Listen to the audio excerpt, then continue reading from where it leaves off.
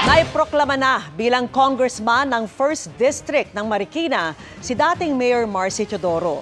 Pero nagkatensyon muna bago nito.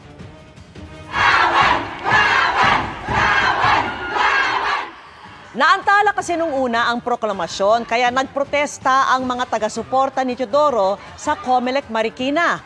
Ayon kasi sa election officer ng Marikina, magko-convene pa sila at aabuti ng 3 araw bago maiproklama si Teodoro.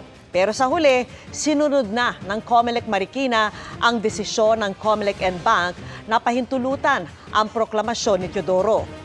Sa resolusyon nitong Hunyo, binawi ng COMELEC ang suspensyon sa proklamasyon ni Teodoro dahil bigo umanong patunayang nagkaroon ng material representation sa kanyang Certificate of Candidacy. Nauna nang humiling ng temporary restraining order laban sa proklamasyon ang nakalaban naman sa pagkakongresista na si dating Senador Coco Pimentel.